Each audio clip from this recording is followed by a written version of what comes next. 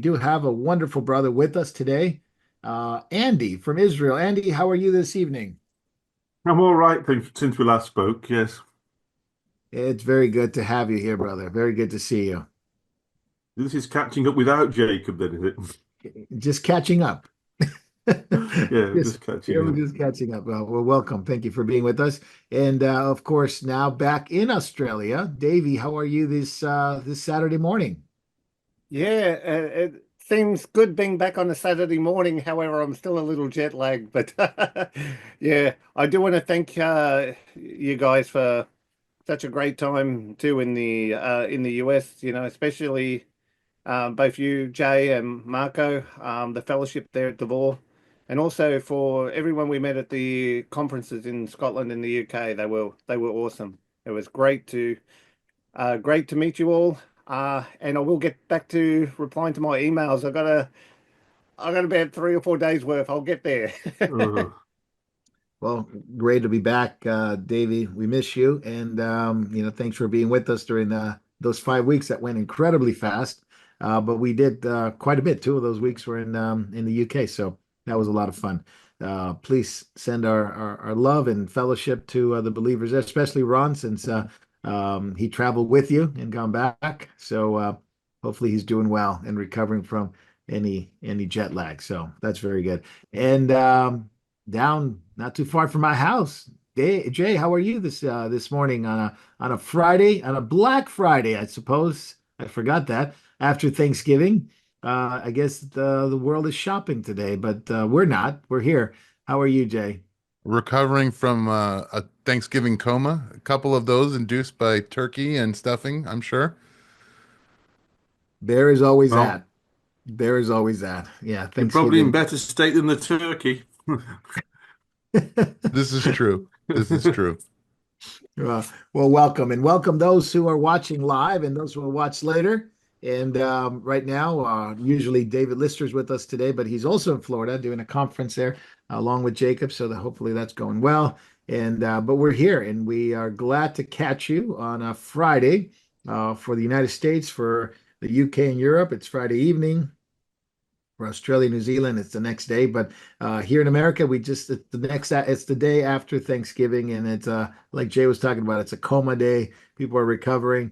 A lot of them are shopping. I guess it's supposed to be the biggest shopping day of the year, I suppose.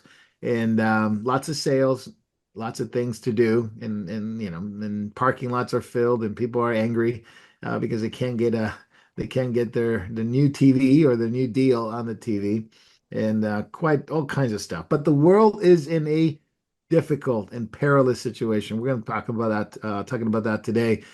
Just want to make sure we welcome those who are watching on YouTube and Facebook and Vimeo, and of course, memorialtv.org and RTN and Telegram and all these. Did I miss one? Rumble, of course, are one of our favorite ones that allows us to continue to broadcast.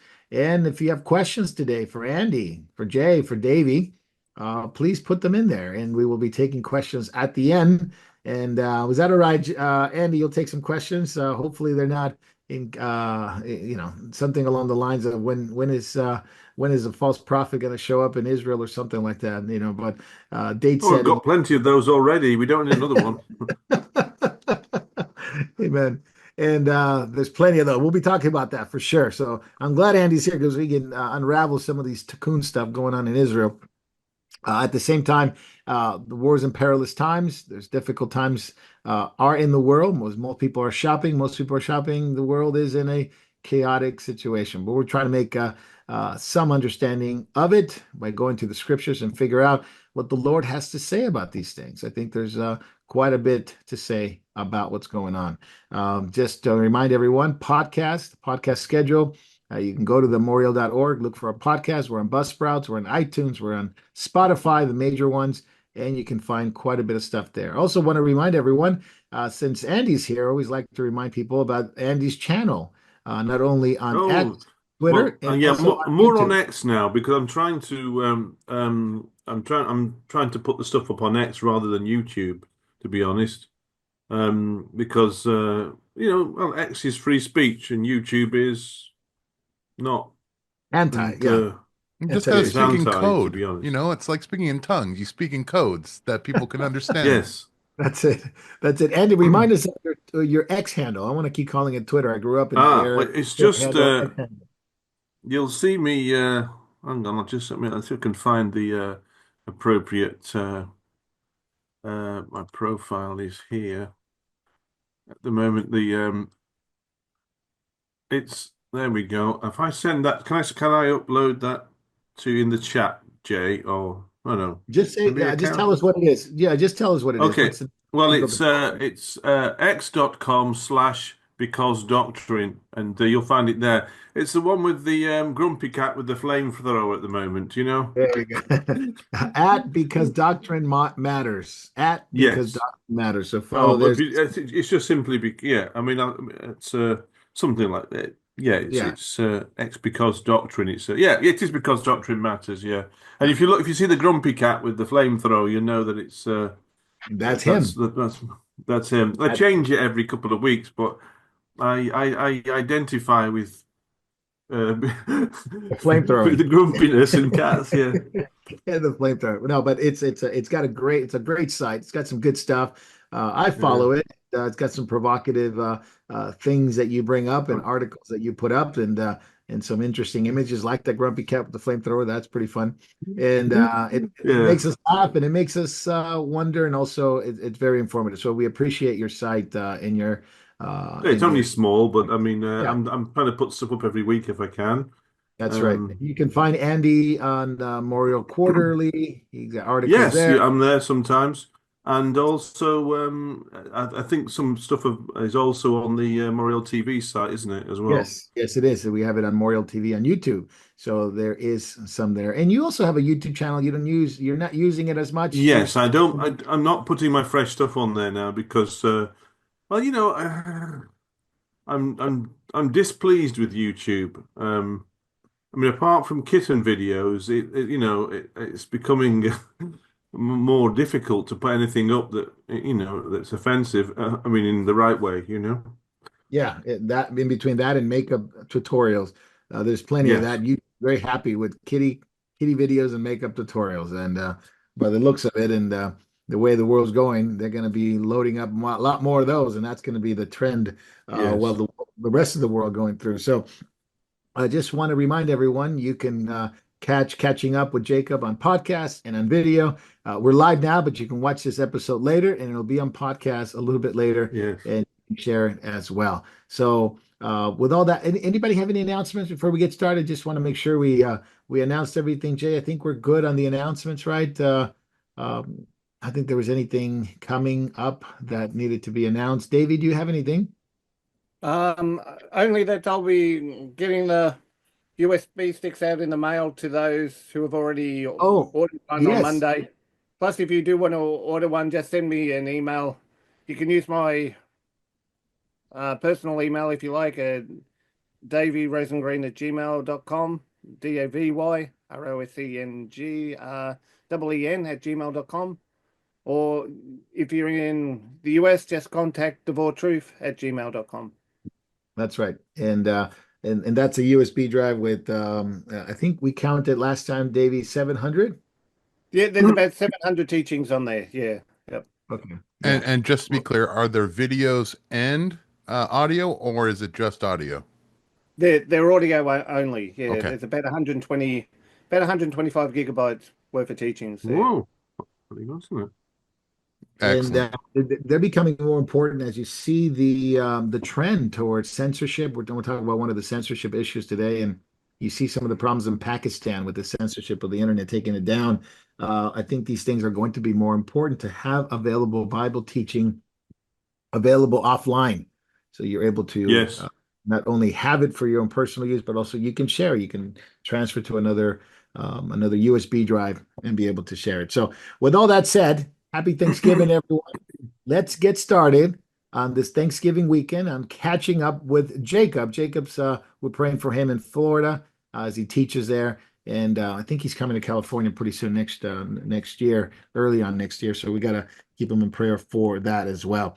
So let's catch up. Andy, just want to start with you on on a fun, comical side of things, and this is lightheartedness before we get to the heavy stuff, did you see those videos of those women rage, screaming Oh on yes, yes. Michigan, I Lake did see those, Michigan? yeah. Yeah, protesting Trump, as it were. They're taking it out on the lake, and then they were going to go skinny dipping or something along that. That didn't happen, but they did rage and scream at Lake Michigan. Yeah. Actually, it's tragic, isn't it? I mean, do you ever remember when we had elections and people didn't do that? That seems such It's a getting, long time. yes, you know, everything's becoming so much more polarized now. It is. You remember the Um, one that you sent me about the women in the forest that paid 2,500 oh, for 2,500 US dollars for a retreat to scream and bang sticks on the ground in the forest. yeah, Now I guess they're doing it for free on Lake Michigan. yes, yeah. It's certainly cheaper to do it, in the. You guys What? have it all wrong. Really, they were calling to Ogopogo to come out of the Oh, lake and help them. That's what those screams were.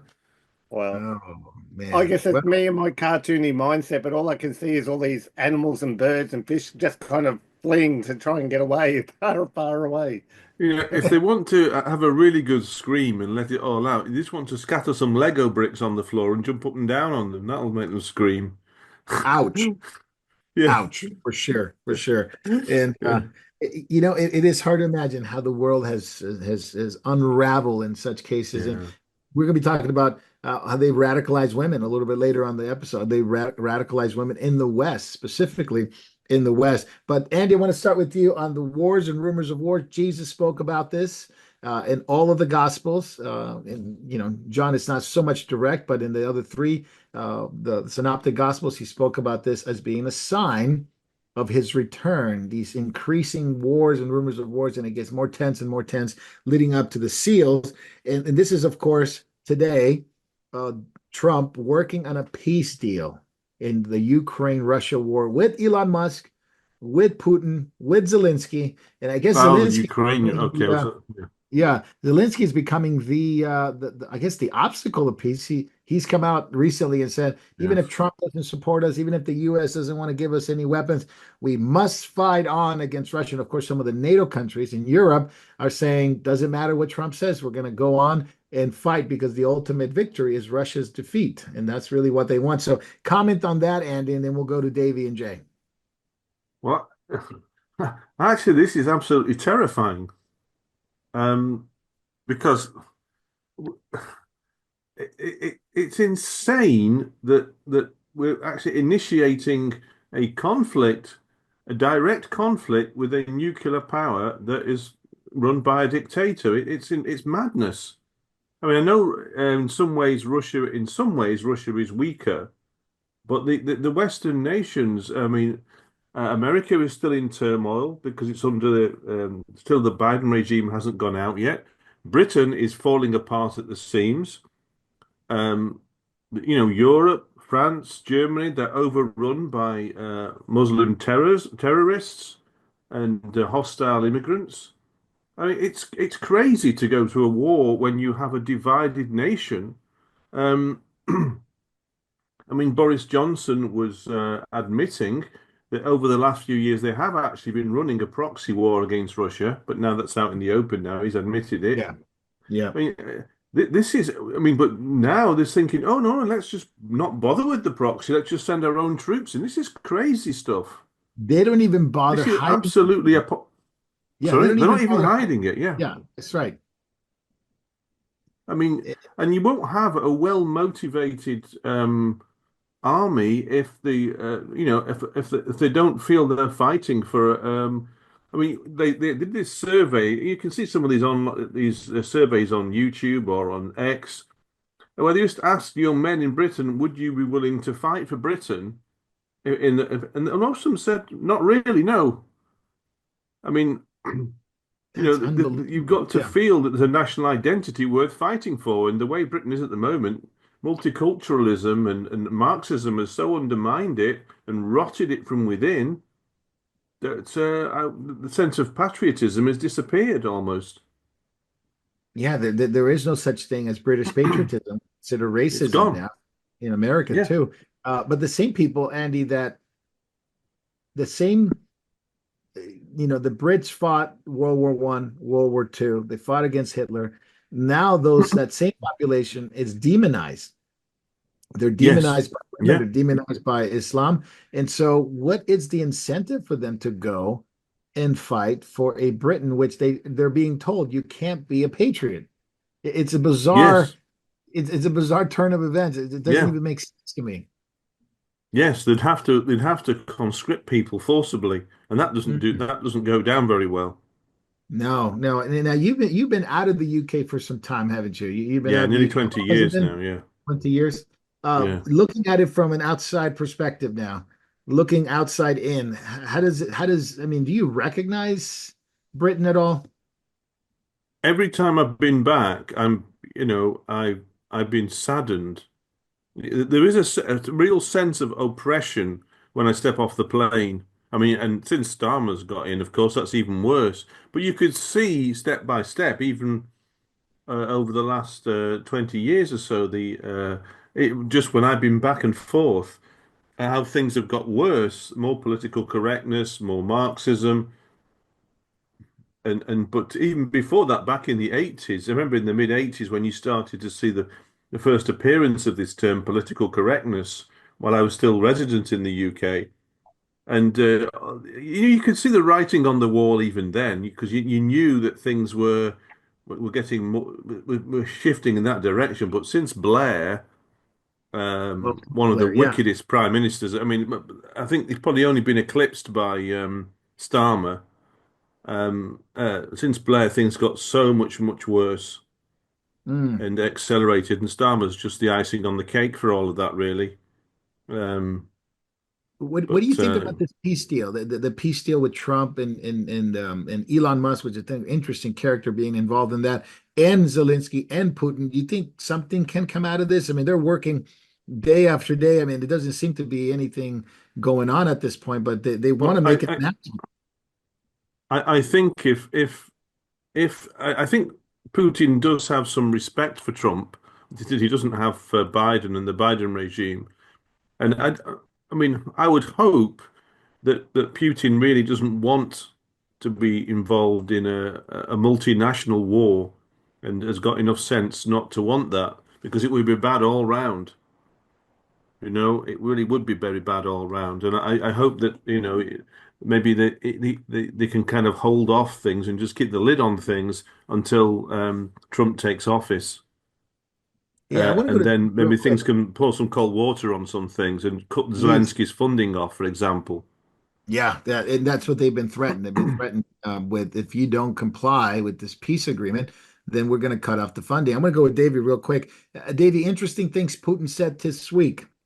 He said the deep state's trying to fight this war, and they may assassinate Trump again, try to assassinate him again. He came out and said that this is a deep state war.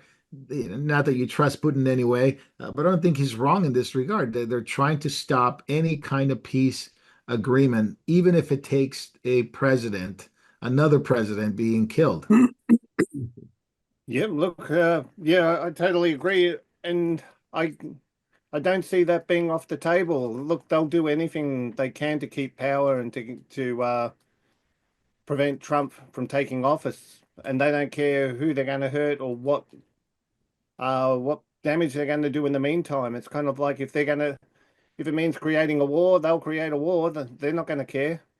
Um, yeah, it's mind blowing, but these people are absolute evil. Yeah. The fact that they're in charge, it's just a bizarre thing. How do these guys get in there, right? Jay, I'm going to go to you. Peace through strength is Trump's policy. He just picked a very respected colonel, I guess you could say, Mr. Keith Kellogg, and who was retired. They brought him out to be a special envoy with this Ukraine-Russia situation and trying to bring some kind of peace deal. He's a tough guy. He's a peace through strength. He says we would not be in this situation if we would apply the same principles that we applied in 2016 to what's going on today in Israel, to what's going on today in Ukraine. Any thoughts on whether that or not this general or even peace through strength is going to come away and give us, I guess, a reprieve into these wars and rumors of wars we hear today? It will completely depend on what is being offered in this package. I think that any peace talks without making some kind of concession that Zelensky has to reinstate elections and run for office, unless we remove him and actually have regime change in Ukraine, I think any peace talks or any peace that we can expect is kind of, it's going to go nowhere. You have to get rid of Zelensky is a cancer. Yeah, I want to stay with TJ real quick. Remember, he ran as a peace candidate, and most people forget that. After the regime change in 2014, with Victoria Nuland and Biden and McCain and all that, what they did was absolutely terrible. A sitting president they were trying to oust in a coup, and so Zelensky ran as a peace candidate, but no longer he gets in there, and he absolutely goes into war hawk mode. Now, granted, there was Boris Johnson, there was Biden, there was even the Republican guys, Lindsey Graham, pushing this along, NATO pushing it along. And now we've gone to the point of preemptive first strike is what NATO wants. Precision preemptive first strike, not allowing Russia to do the first strike, but they want to do it now. This is insane. They, in their deluded Romans 1 mind, they feel that they have the advantage just because they have the EU and the United States willing to fire at the same, that it will never be able to take out all of the capabilities of Russia. It is what was in the 80s the doctrine of MAD, mutual assured destruction. And we're still in that phase. We still do not have a viable way to stop missiles being lobbed everywhere. So unfortunately, Zelensky's poking the bear, and the United States is giving him the stick, and the West is egging him on. See if you can poke him there. This a great way of putting it, by the way, because this is NATO's. I'm going to go back to Andy. Andy, real quick. NATO ready to deploy 100,000 troops to Ukraine as peacekeepers. First strike. They want to hold their first preemptive strike policy, and Russia's not very happy with this, as you can tell. It says, "We warned you," says the diplomat at the UN this week. You made your choice. Speaking to the West, Germany's working on bunkers. Serbia's working on bunkers. Switzerland, Sweden, Finland. Mentioned Serbia already. They're all working on bunkers, telling its citizens, prepare, get close to a bunker, get some food, get some supplies. This does not look like, I mean, it might be a last minute peace deal, but it's all looking like it's heading toward war. Yeah, I mean, if they're saying, get near a bunker, they don't mean regular explosives here, do they? No, We're no. talking nuclear armaments. That's just Yes. mad. You know, I mean, one of the problems with this whole scenario is that Putin did actually say that he did not trying to get Ukraine into NATO was a red line. So Right. putting NATO forces into the Ukraine is de facto saying that, in the sense that Ukraine is now part of NATO. Yeah, I It's mean, this like was it's like Kamala it's like Harris. Yeah, Kamala Harris said this it is would be this is great to have crazy you. stuff. Yeah. And can you imagine? I mean, there is, and we've talked about it here and catching up for quite some time since the war started 22. Nobody talks peace, Andy. Nobody talks peace. The only one, like him or not, has been Trump. And at least he's Yes. willing to sit down and say, let's work this out. Nobody else seems to be, maybe behind closed doors, they're kind of talking about it. But what it seems like, it's all for war, and very few people Well, want any kind of peace. Marco, if I may, the Yeah. people who are pushing for this war, we have to understand there's an ideology behind it. All of them are students of the WEF who Mm. all believe that the world is overpopulated. So how do you solve an overpopulation problem? War is a very War, quick solution. Yeah. called culling the masses. That's what the left-wing woke agenda is. Get rid of the population that can take us out of power. They want a power base that's permanent. So how do you do that? How do you secure that you have a majority forever? Make sure only your followers survive. Ugh. And they do have that mentality, Jay, and you're absolutely right. It is sort of Elysium, that movie mentality where they get Yes. to escape Earth and they go to another place, and they said we're just going to survive. The survivors are going to be the elite, the powerful one are going to be the one populate the new Earth. I did want to quote this. I thought it wasn't about this war, but it was Thomas Sowell, an American economist, one of the most brilliant economists that the U.S. has ever had. Uh, he said, "It is hard to imagine a more stupid or more dangerous way of making decisions than by putting those decisions in the hands of people who pay no price for being wrong." Mm. Hey, what do you think? That pretty much explains NATO, our current U.S. government, Ukraine's government, Russia's government, I suppose. All these things are summed up in these people have, to Jay's point, they're not going to go to war. They're not going to take up a rifle and go down and parachute up behind enemy lines. Yeah. Yes. It's Yep. hard to imagine a more stupid decision than that. And that's what we're dealing with right now. A very, very stupid decision that is going to cost the lives of quite a number of people. To your point, Jay, depopulation. Oh, I mean, they've already started. They've done a great job in Ukraine and Russia. Almost 1 million people are dead Mhm. in Yeah, in just a few years.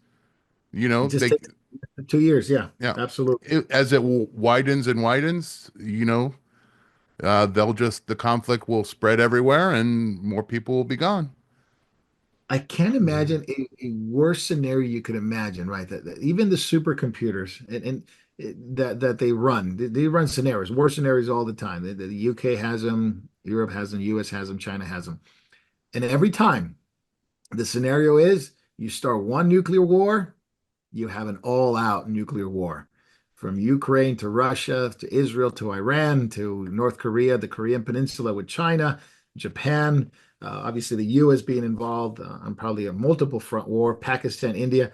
It is just not one, it is a multiplicity of nuclear war.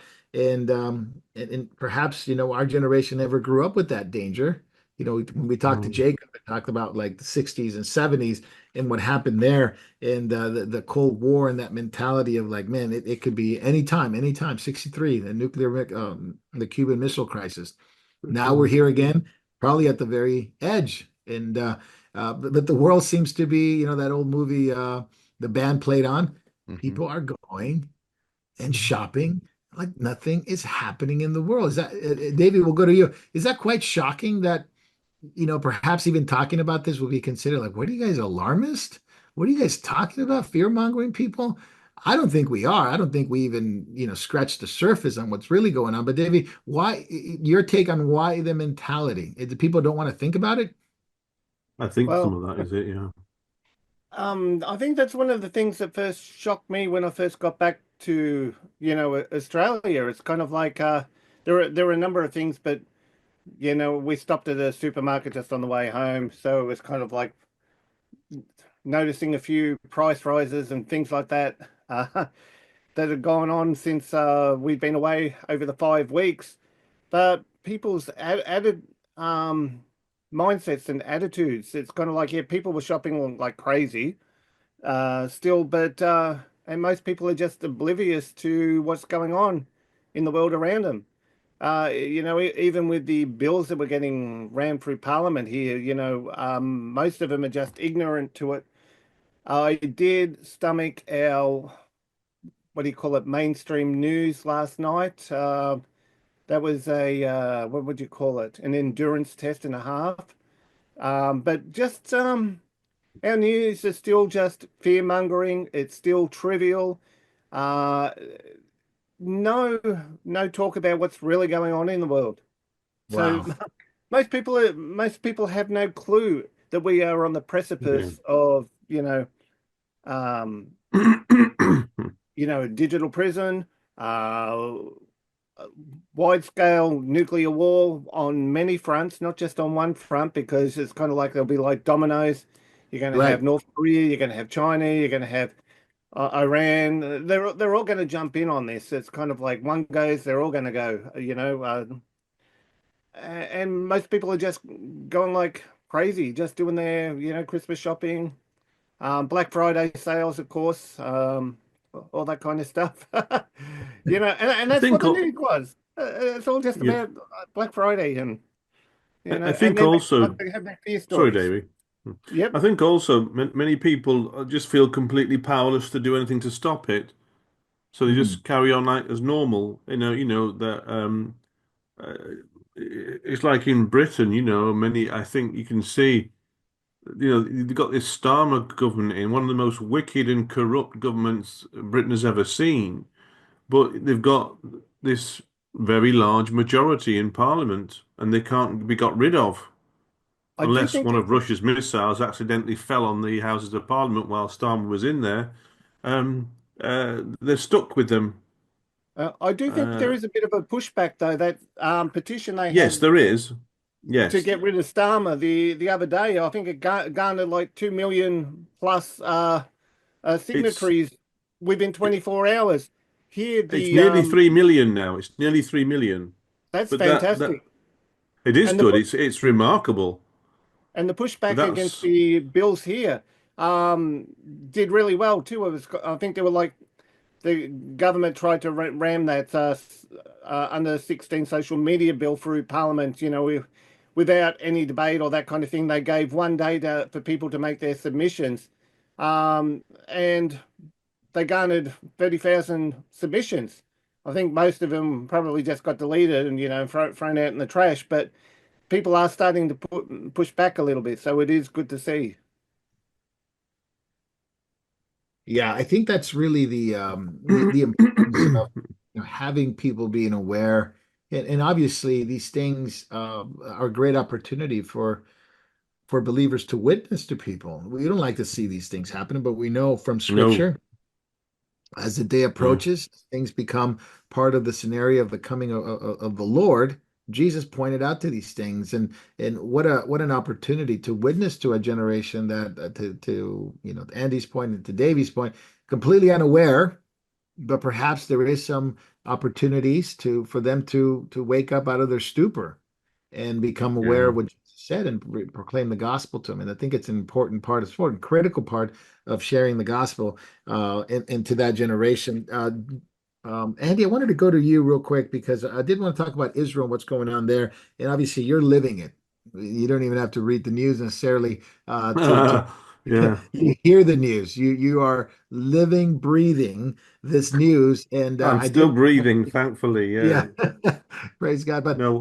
some of the what you hear and the attacks, they're very close to Nahariya now. They're getting very close to that They area. they they were, yeah, for a long time actually. Before the IDF went into the Lebanon, we'd hear a lot of stuff going overhead, and most of it was heading perhaps for Haifa, a place called the Krayot. The Krayot is all the suburbs around Haifa, and then there's Akko, but then some of it also even going as far as towards Tel Aviv, and many of these things would get intercepted overhead, but they were quite distant.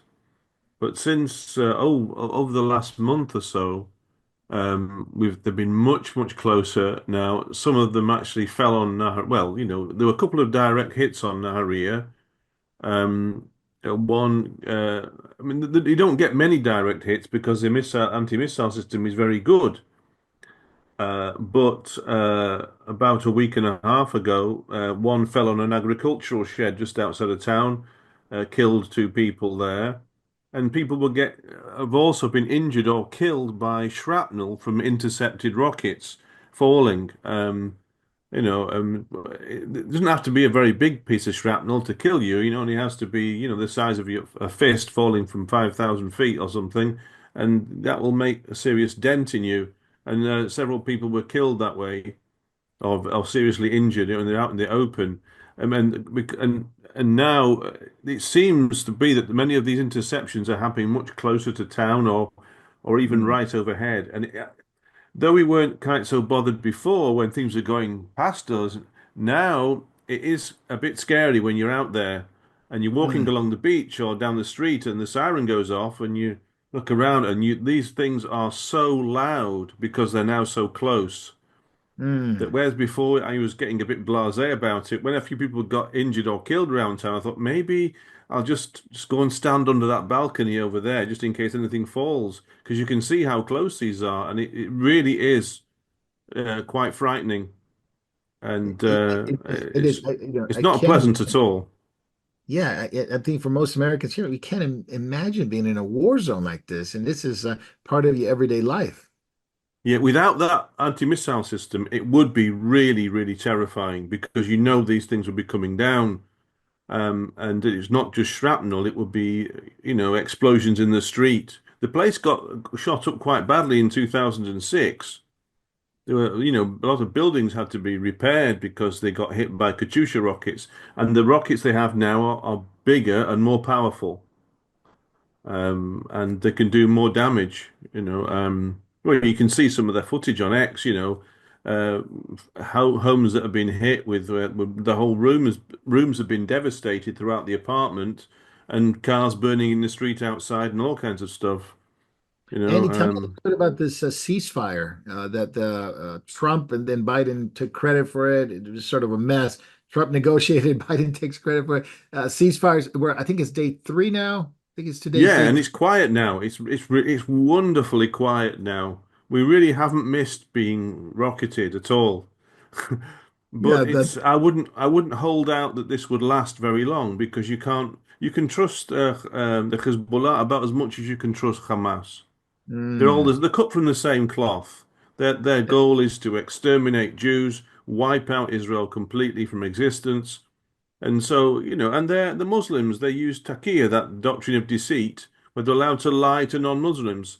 So, and I mm, think basically Donald Trump threatened them and told them what they're going to get if they misbehave. But I wouldn't hold my breath on this ceasefire lasting for too long. We've got to mm. finish the job in Lebanon, I think, clean it up, and maybe Lebanon will become a viable country again. I don't know. Without Yeah, Hezbollah, they've got a chance.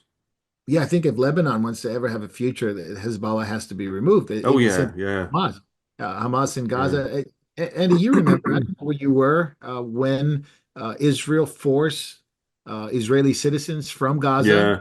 all the We greenhouses hadn't that they made had. Aliyah then, but I mean Okay. that was disgusting. That was an absolute, incredibly stupid thing to do to give them. I mean, you saw what they did afterwards when all that lovely agricultural area and Oh, greenhouses and everything were left it was behind, and they beautiful gardens, crops, yes, yeah. houses.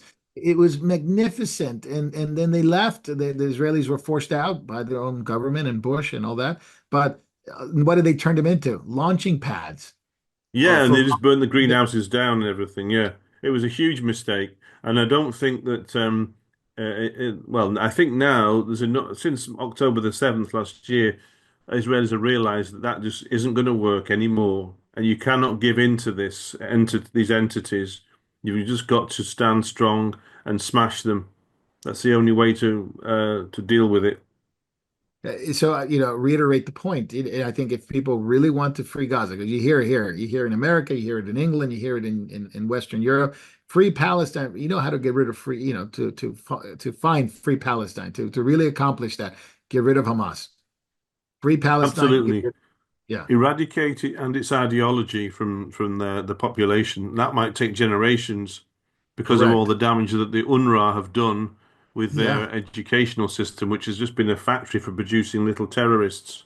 Have you seen those books? You've seen copies of those books at the I've line of seen what some of them, actually. but I've seen what Yeah. the school system looks like out there, Oh, you know. it puts Nazism to shame. I mean, they're Yes, so actually, yeah, great. because they start on the kids a lot younger. Yeah. Yeah. It's funded. It's funded by the UN, taxpayer money, US, all that. It goes Yes, right into yeah. that ideology, and it The is UN itself is in effect a terrorist organization. It's yeah, become that anyway. It may yeah, not have started that way, but it's gone that way. And yeah. now Unraveled. it's yeah. I think of UNESCO, supposed to be in charge of, the archaeological centers and history but all they do is kowtow to Islam Yes, and become basically perpetrators of destroying any sort of heritage that any Israeli heritage in the land. And they yes, completely destroy it. It kind of remind me of the Romans. Remember, the Romans wanted to get rid of everything that has to do with Israel in the land. They even renamed it. yes. The same thing. It's Islam does the same thing. The UN does the exact same thing. And any potential peace agreement, Andy, that you see coming, a lot of them talk about the Abraham Accord. Your thoughts on from Trump's cabinet to the Arab states? They're all sort of lining up to this Abraham Accord issue. Do you see that potential? Well, I think there's more of a chance of it with Donald Trump in the White House, definitely. But that we still have to deal with Iran, which is a major destabilizing influence. It can't stop with just wiping out the Hezbollah. We've got to deal with the root of the problem, or at least, and that is Iran. Or should I say the Iranian regime, because I think most Yeah. Iranians don't like it. They despise it, No, they and don't. it's Yeah. been so destructive. We're standing at a very pivotal point in history here I mean, not just with the thing with the Ukraine and everything and Russia, which is obviously extremely serious, but we're standing on the tip of a war of civilizations, which in fact it's already happening, but it's just at a lower level, where it's the West or what's left of it versus raging barbaric hordes of rapists, killers, and a merciless ideology that will destroy and ravage anything in its path, um, and which of course is Islam. And Yeah, I think yeah, go on. I think you and I talked about this before in Turkey, and this is a perfect example of the ideology what Andy's talking about, the West versus the Islamic world and how they view it and how differently they view it. Here's Erdogan at the Hagia Sophia, which has been turned into a mosque, and they were commemorating it and opening it up, Yeah, and it's become a mosque. And this is the largest church in Turkey at one time. That was the part of the Byzantine Empire and yes, Christianized area. And now it's a mosque, and the imam, the Turkish imam that was there, draws a sword and begins to talk about that this is a war, that they have yes, it is. conquered Hagia Sophia, and this is a war. Now, here's the West. Let's appease them. Let's bring them to our country. Let's understand them. Let's do this. And so, Andy, you have two diametrically opposed ideologies in terms Yes. of appeasement and bring them in versus war against the infidel. Yeah, yeah, and I think, to be honest, the Islam is probably even worse than Nazism. Mm, It's the stuff that they are doing to people who get in their way that they don't like.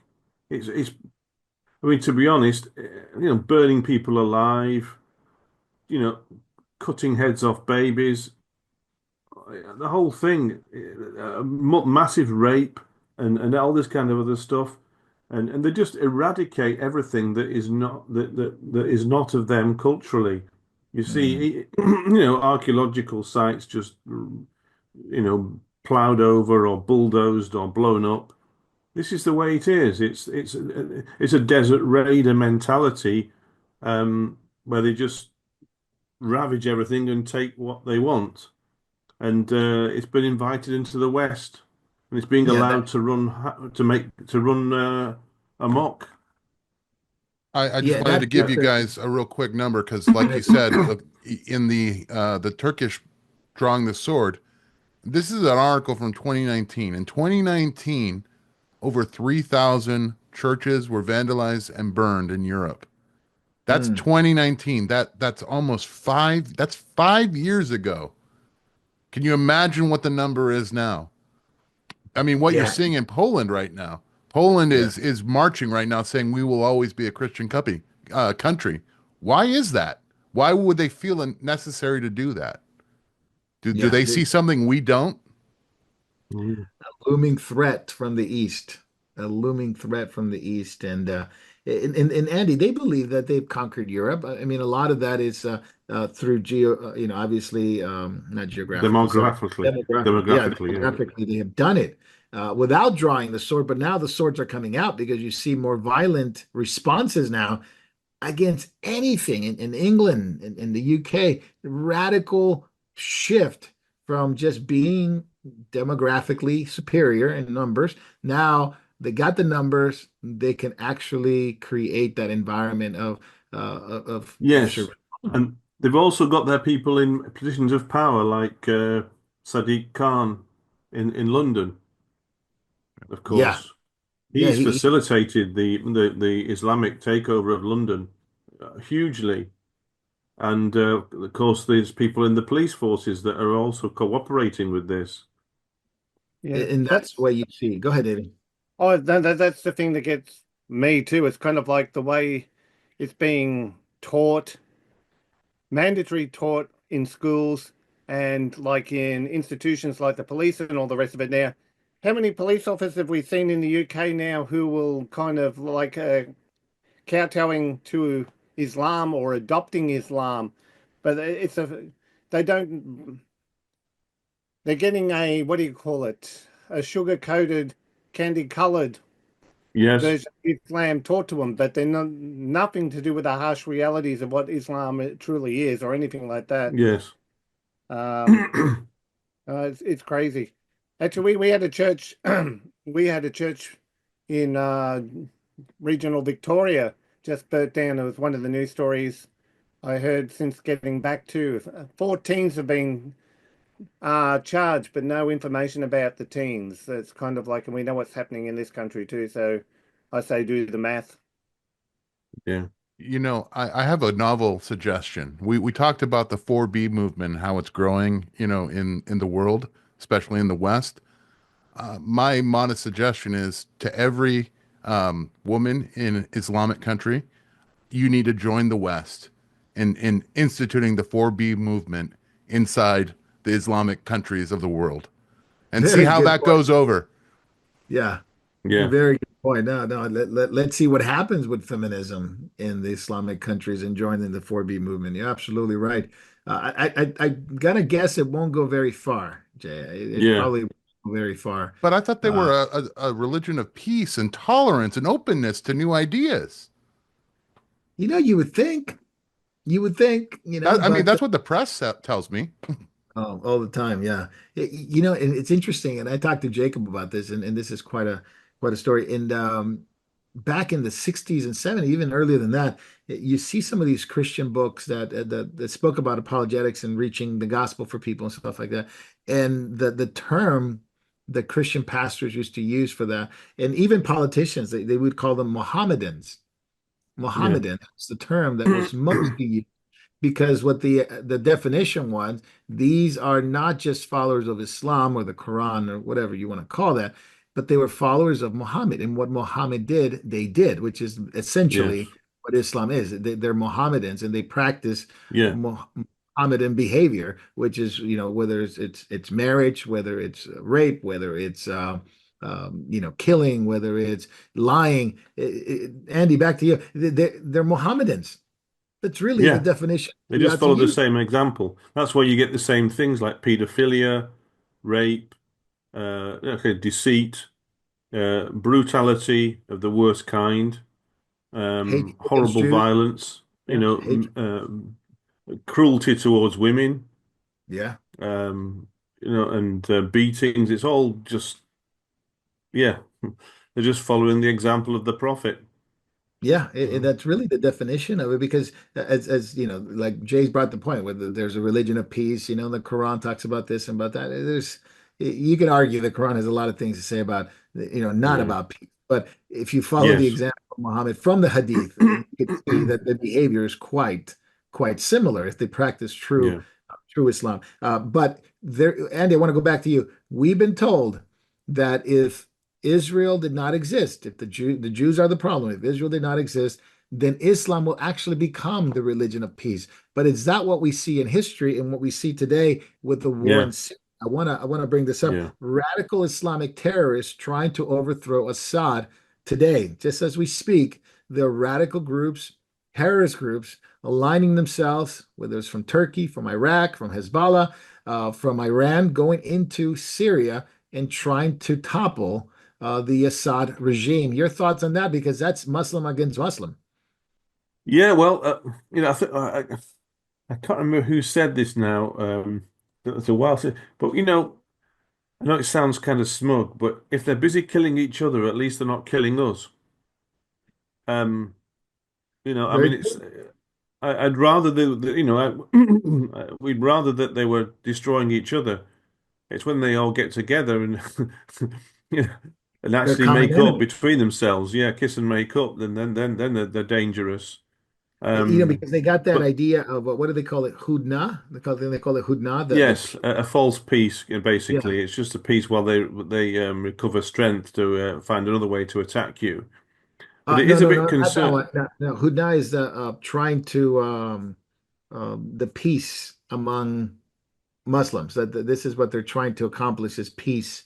That the ultimate peace is Islam coming together. That exists already. Hudna, peace with Muslim world. But I don't see it, Andy.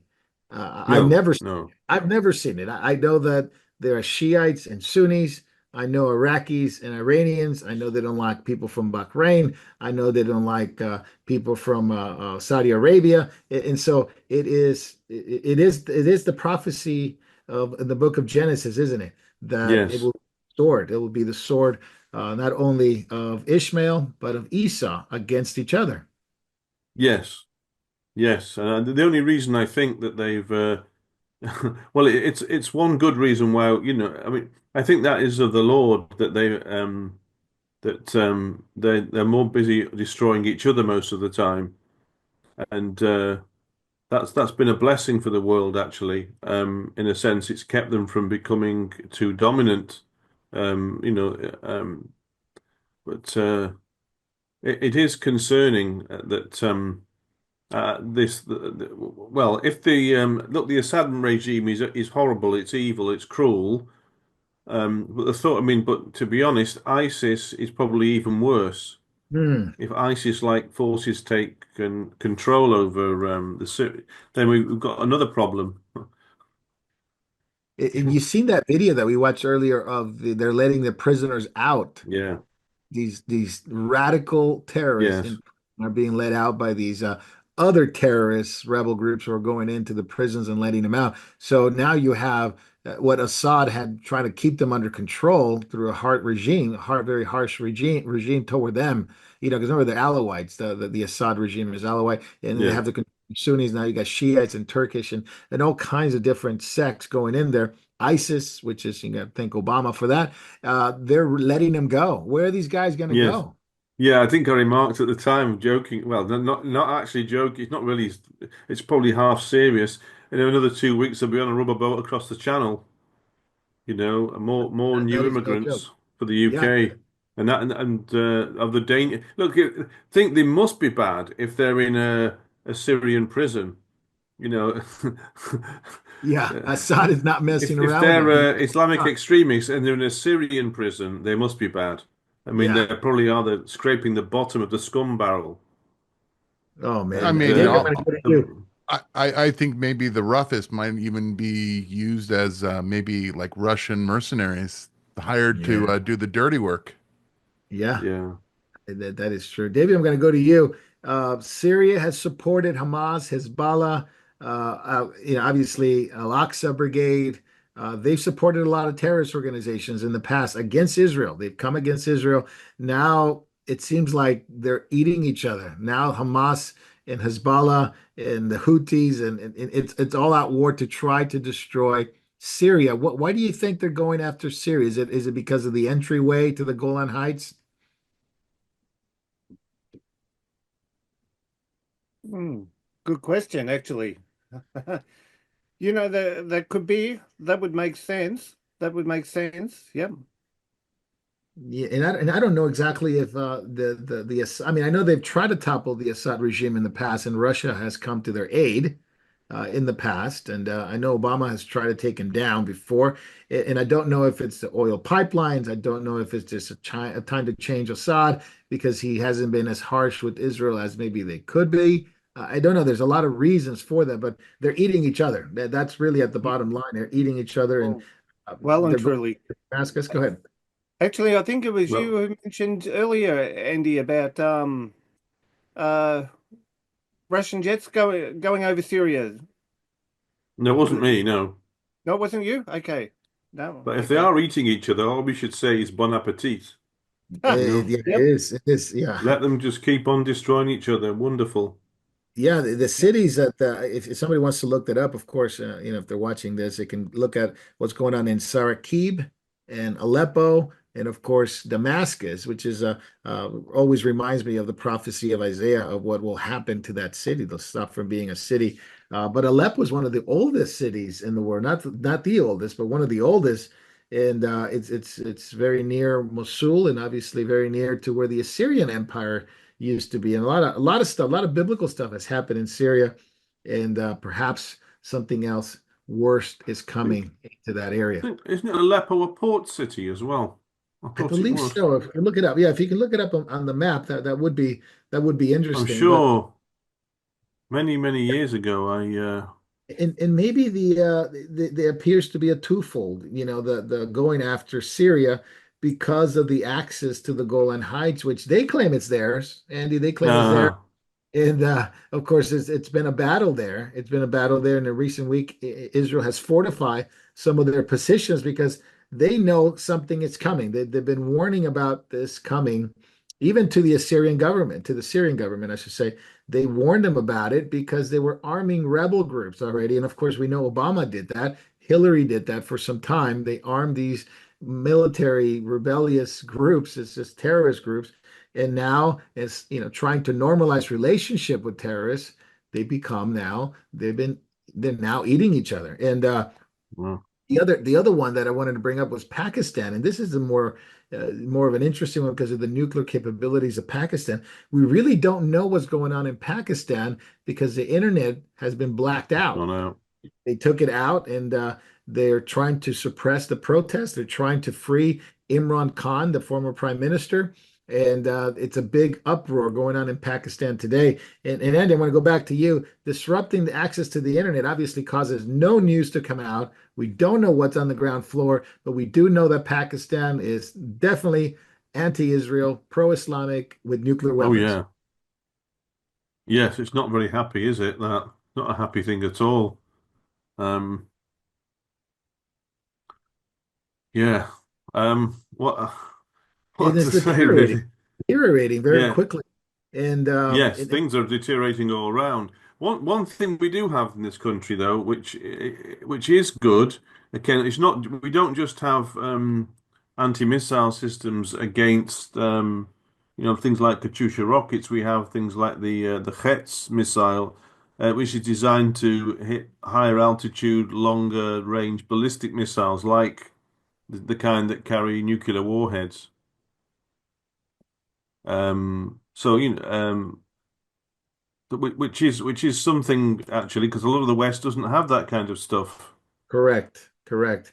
Andy, which is ask actually you, actually seriously concerning actually, because go on, sorry, Mark, you were saying something. yeah, I wanted to ask you about the ICC and Benjamin Netanyahu and the responses from the nations. You see in the U.S. saying, no way, ICC, you guys have a problem and we're going to rectify when Trump gets back in. Argentina says, no way, you're not going to arrest Netanyahu. France recently joined that, and Greece Yes, joined and it. Greece, yeah, Not going to do that. But other nations, including the UK, David Lammy says yeah, we'll apprehend him. Justin Trudeau will uphold ICC laws.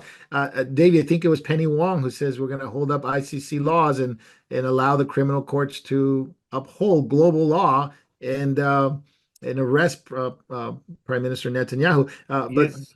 yeah, Yep. that happened, right? Okay, I just want to make sure I had that right. Andy, what do you think? The ICC, I mean, they hold no water, but I guess people are supporting it because of the hatred of Israel. yeah, basically, yeah. And David Lammy is Well, the UK government, current government, is a joke anyway. But David Lammy really is one of the punchlines. You know, Mm. he's completely useless, incompetent, blithering idiot. I mean, like, he was mouthing off against Donald Trump, even a few Mm. years ago. Dreadful things. I don't think he's going to last long as Foreign Secretary. Not once Donald Trump gets into office. I think David Lammy will be heading out the door because there's no Oh, way. And not a moment really, too the soon. international law is really only made, you know, is only made by the strong, isn't it? That this is the way it works.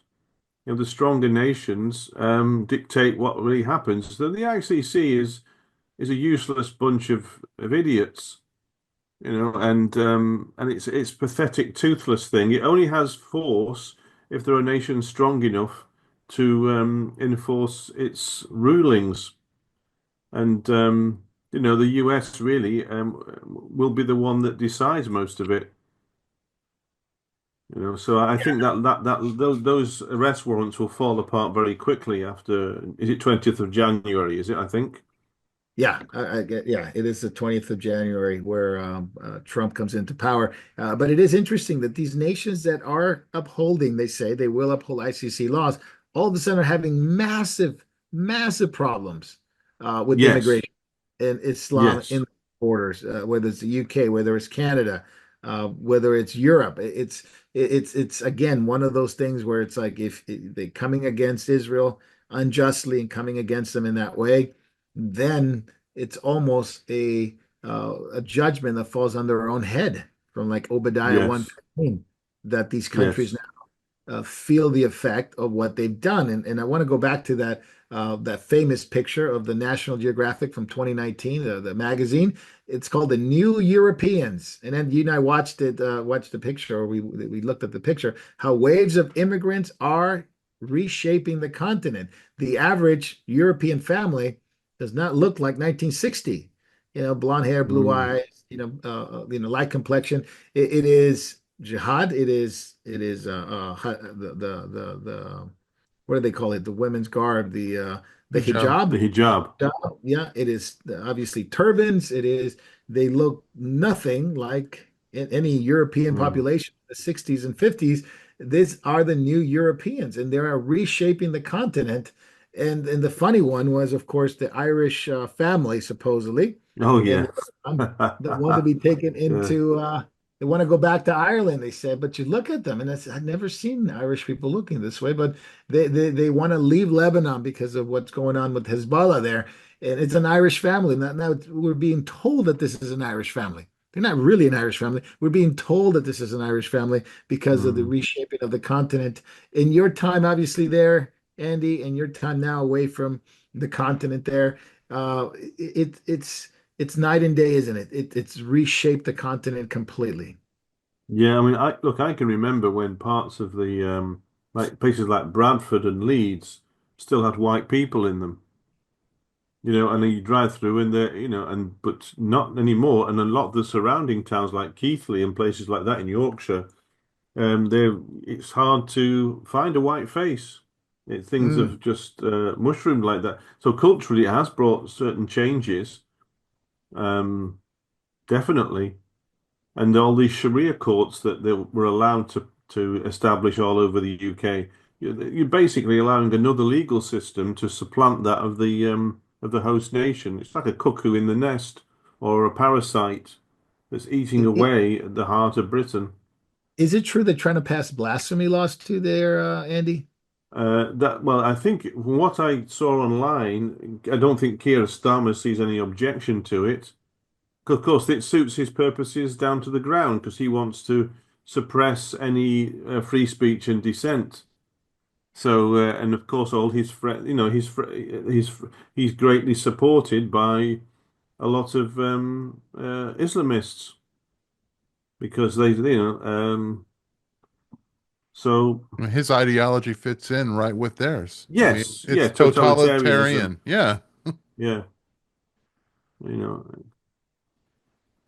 Now, Yeah, so you it's see some British citizens standing up against it. You see some who are yes, protesting, making videos, and whether it's a Tommy Robinson support because he's in prison right now. But there are some British citizens who are standing up and said, look, this hatred of Jews, because that's what comes with this illegal immigration, yes, of uh, course, yeah. it's the attack on Jews. Uh, is it enough? Is it too late, Andy, that they're standing up now and they're saying, well, enough is enough. 40,000 people show up at a rally. Is it enough to turn the tide? I don't, not at the moment anyway. I think you'd have to see a much larger movement of amongst the native British population, I think, than there is. I mean, it's good what, so far so good, but it has to be really, really huge. And I think I said it to you before a few times. I think it's inevitable that there's going to be some horrible civil violence in the UK. Mm, I mean, it horrifies me because I was born there, and I love Britain in many ways, and but yes. I can't see this situation going away, and you know without a terrible struggle, it may never go away. It might just be that there can become some kind of uneasy truce. But the Muslim population, the invading population, has basically said they want to destroy everything that's not them and take over and Mm, impose Sharia. So it'll be there's so many of them now in the UK that I'm not sure you can reverse the tide. And also because the UK is so weak culturally, mm. and has become anti-Christian largely, um, in its laws and culture in so many areas that there's not enough. I don't think there's national will and strength enough to deal with this. Now, You know, they've signed and a petition. The 3 million people that have signed this petition against Starmer, right? He said he just came out this week and said he doesn't care. He said, "Well, yes, people didn't vote for me. That doesn't really matter. It's just the way it is." He doesn't care if he signed a petition. He's not going to call an election. He wants to arrest. I don't know if he's going to be able to do that. Those who signed a petition, but he's a fascist completely, and he's yeah. not going to call an election. Now, most people think that maybe by July 4th of 2025, there may be a snap election again, just like what happened with the previous prime minister. Do you think any chance, Andy, that could happen? Well, I don't something really really huge would have to happen. I think for that to uh, that for a snap election to occur because I mean look he's still got a huge majority in Parliament, so he Mm, feels very secure to enact all his obnoxious little ideas, and trample all over the rights of Britons. And why should he call an election unless there's something so huge like massive general strikes, massive resistance to the government, mm, and non-compliance? That's probably the only way to get rid of him. Just to yeah, hit the nation with strike after strike after strike.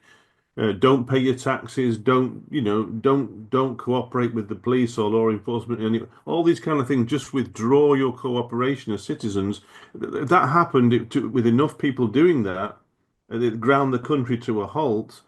Um, and make it impossible for Starmer and his goons to rule. Then that might tip the balance. But that would be hugely painful for the country as well, yeah. because It'll come with a lot of of course, pain. if goods and services grind to a halt, of course, who will suffer mostly? Probably the elderly and things like that, and that it would be very, very hard, and people would be, would lose their livelihoods and all kinds of stuff. Yeah, we need it. And Britain's already teetering on the edge. The economy is tanked, Yeah, it is. and smart money is also leaving Britain, I think. Right.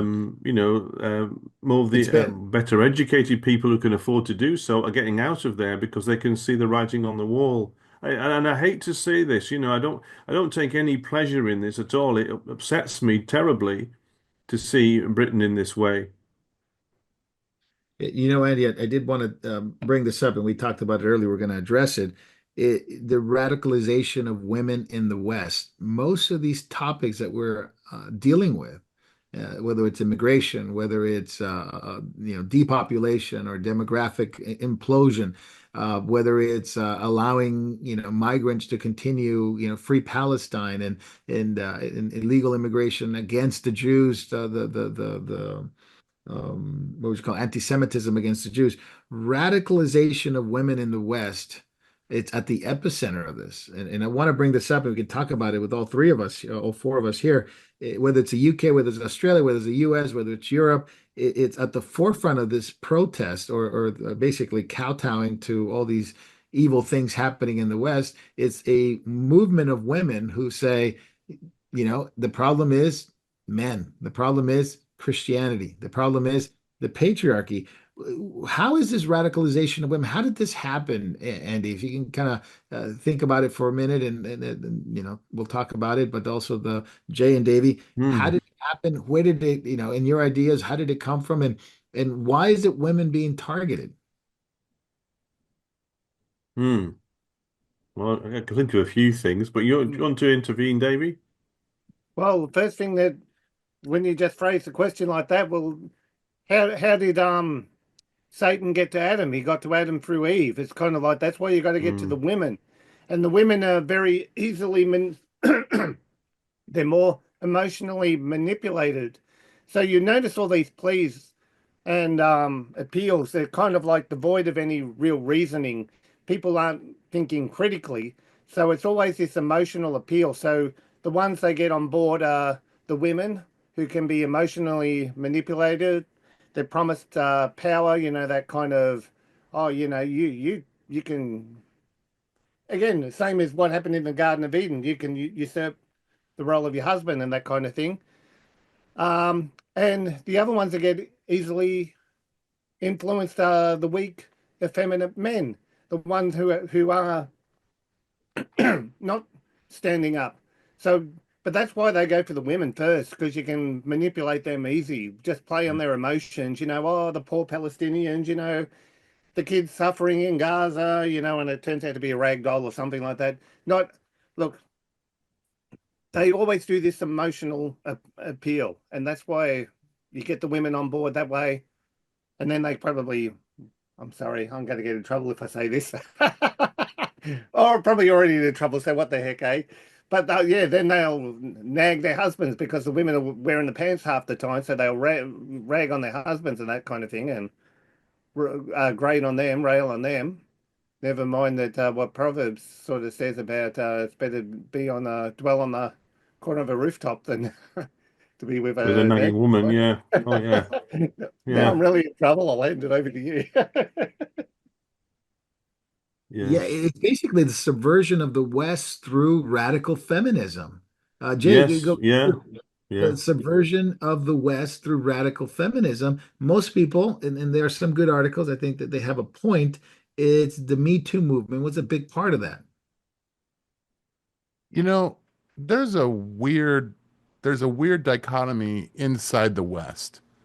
On one hand, women are portrayed as entrepreneurs and as, feminists if they do OnlyFans and make millions of dollars. But at the same time, they complain about being objectified.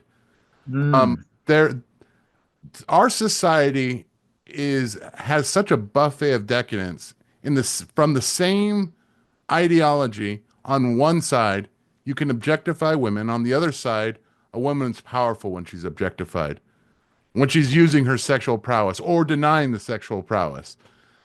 You know, the values that really built the West were based upon family values. A woman is at her most excellent position when she's a mother, when she's seeing to the raising of the next generation.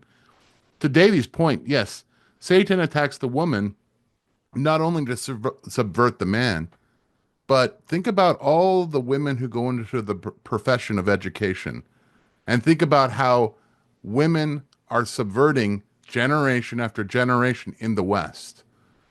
That is the most sinister thing that is going on today, is women have been, like you said, used feminism to completely destroy the nuclear family. Yeah, and Yeah. it's weaponized to such degree. It's either made men feminine, like the idea of feminine men, or it has pushed back men completely that they don't want anything to do with marriage, having children with women. You see the 4B movement with women saying we're not going to have sex with men, we're going to divorce our husbands, we're not going to, have any children with men. I don't think that's possible. I think these people are absolutely engaged in sexual activity. I think it's going to be impossible for them to do it. They say they're going to turn lesbians, whatever. But it is a pushback, and men are going, I'm not even going there with women. And so it is a Yeah. chasm in society. Andy, go back to you. It's a chasm in society, a demographic implosion, because men are saying, Yes. abandon ship.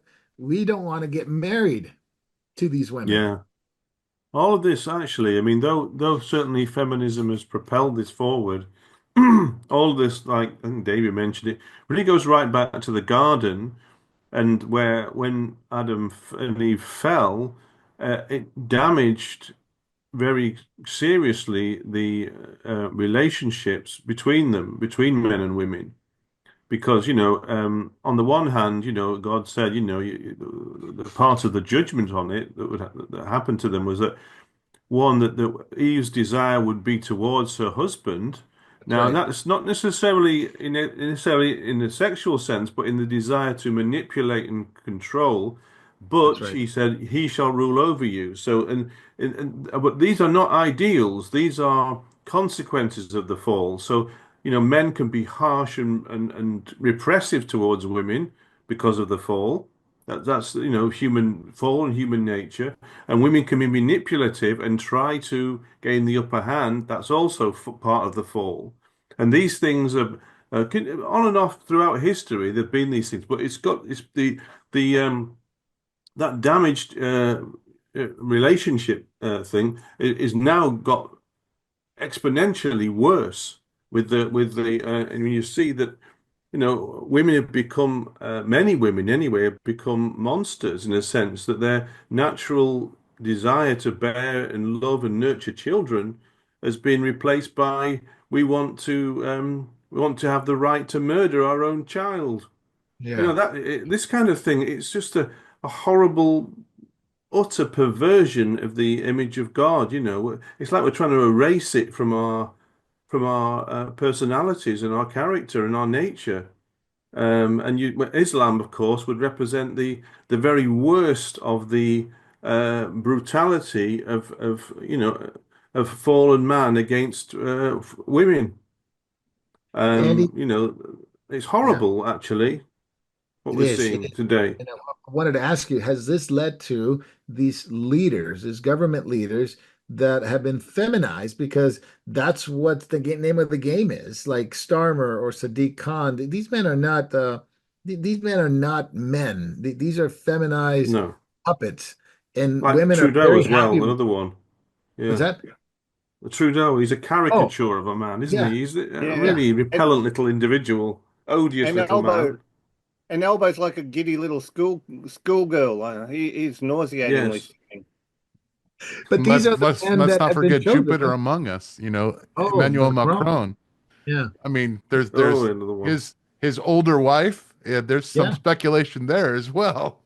Yeah, yeah, for sure. And so it's led to this the growing of these feminized men that are supposed to be leaders of countries and nations. No wonder we're in such a mess. They kowtow to feminism, and that's what feminism is comfortable with, these the weak men. And if there's any strong men Mhm. that are leaders, they hate them. They hate them and want to Yeah. destroy them, and want to, they radicalize people against them, such as in America or Eastern Europe. I did have one other question. Has this gotten into the church? Oh, yeah. Absolutely. Totally. Yeah. I shared with you that video. I don't know if you had had a chance to look at it. It's a Bible app that has an AI feature where if you have a question about a verse, the AI will tell you, well, this is what the context means. Unfortunately, it's taking 1 Timothy 2:12 and saying, oh no, it's just a cultural thing.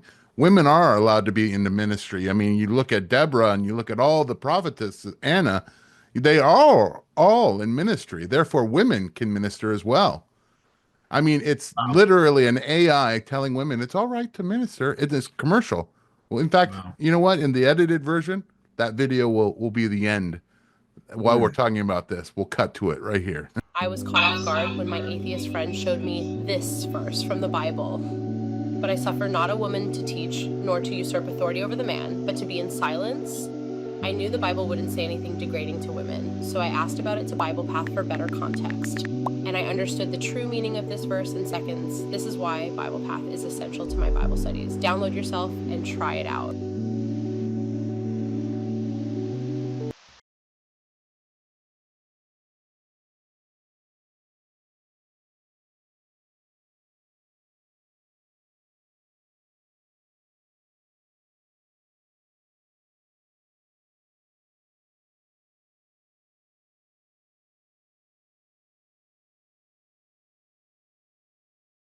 Yeah, yeah, Well, exactly. actually, one little qualifier there. I think, that when we're talking about ministry, we're meaning like pastorship and eldership, not, Correct. not that Correct. women don't have any part Yes. in serving the Lord or anything like that. No, But but there are this is, specific things in this age that they are excluded from yes, biblically. Yeah. that's, Yeah. I think what it was saying was, being pastors, being, elevated to the point where they're leading worship. Yeah. Yes. And you It- always, go sorry, ahead. one of the common features that you find is a church that does that kind of thing, that puts women in pastorship or eldership. Or sooner or later, there is compromises on other things. You'll find often Yes. going soft towards homosexuality and all the other things that go with that. That's right. It's Um, compromise after compromise after compromise until they end up in some kind yeah, of behavior. That's why we have so many, feminized pastors. This is what's comfortable in churchianity today. We need to have the Andy Stanleys. We need to have the what was the other guy you mentioned, Davey, that wears a cat suit sometimes. He Oh, wears oh gosh, I should remember that guy with the pink sweater, Matt Chandler. You Matt look at all Chandler. these guys, and they look like, I'm sorry, I'm going to use the term soy boys for the lack of a better term. It's kind of like they look more effeminate, and these women who are getting behind the pulpit, look, I don't mean to be offensive, but look, most of them look like you know, the butch tough lesbian type with the crew carts and the tats all over. Look at Nadia Boltz Weaver. Both. Weaver. Yeah. Wouldn't want to bump into her in a dark alley on a, at night. She's like I'm a like, she's like a yikes. biker. She's like a Yes. biker. yeah. Yeah. Yep. Davey, I can't believe you didn't bring up the original soy boy, Joel Osteen. You want to talk Oh, about Oh, an good grief. effeminate man? Woo! Yep. Oh boy. Yep. time will come. And so, Yeah. so is it the vacancy of the godly man who looks at this and says, well, we're so beaten, trodden down, we're not even going to try anymore, and therefore leaves a vacuum. It leaves a vacuum. And then, of course, the feminism of the world pushes right into the church, and it goes right into the same ideologies. You would be hard pressed to find any difference between the Yeah. feminism of the world and the feminism in the church. And we're not talking Yeah. about biblical roles, that the defined biblical roles that are in Scripture. To Andy's point, ministry for women, it's important. It's a big part of ministry, and great servants of the Lord have been women throughout church history. They have their roles, men have their roles, but when it becomes so convoluted now, and the waters are Yeah. so murky, and because men, they vacated it, I would say, Andy, not many Yes. find any strong biblical godly men anymore. Marco, I Yeah, just but want to bring up this point really quick. The reason why you see the leaders in the church that you do is because no man is willing to be the suffering servant that was Christ. He's not willing to be hated. He's not willing to be, attacked and accused. He'd rather, cave in and be popular than actually being the suffering servant. That's what leadership is called to do. The shepherd is not the person who gets praise all the time. The shepherd is the person who gets the complaints, gets the ire of the people he's shepherding. And that's what is missing in most churches today, is the fact that men do not want to deal with trying to have a Christ-like life of suffering for the good of others, putting others above themselves. I think that nails it, Jay. People have forgotten the one another's in the Bible. It's kind of like, yeah, it's kind of like we don't serve ourselves. It's kind of like men need to take their role. We're all to die to self. We're all to, Right. consider one Yeah. another more important But than ourselves. I think also to add to that, if you've got a church that is where the leadership is kind of not really very masculine, it doesn't attract masculine men either. It doesn't set a good example. And men aren't interested in masculine men are not interested in effeminate things in that way. So you end up with a continuing generation, one after another, of feminized churches where the leadership just carries on in the same wimpy, wet, Nancy boy way, Nancy Bowie, for sure. I just want to remind everyone we hit a little bit past the hour mark. We're going to take questions on Backstage with Andy, Jay, and Davey. And we want to welcome you if you're watching this later on. If you're watching this live, thank you for being with us. Catching up with Jacob. Jacob's at a conference tonight. It's going to be tonight in Florida on the East Coast of the United States. So keep praying for him, and he'll be with us next week. I did the final two topics. One is the Australian censorship. I want to tackle that real quick, and then we want to move toward what happened with Hal Lindsay this week. And the Australian censorship, Davey, I'm going to go to you. U16 social media ban. The bill passed, so children got to get a lovely taste of communism. Get a lovely taste of censorship, and now they're going to know what it is. And there are some concerns of surveillance and trying to log in, and this is, I guess, one part of a social credit score that is being, slowly implemented in Australia. But your comments on it would be great. Okay. Yeah. Well, this was a thing. The misinformation and disinformation bill got defeated, but we kind of knew that the fight wasn't over because Anthony Albanese had at least three other bills that I was aware of, which were on the table to be pushed through, which would achieve the same ends. It was disgusting that he rammed this through in basically one day. He gave people one day to put in their submissions, which was kind of good. There was over 30,000 submissions, which was kind of good to hear. But yeah, and this is the problem too.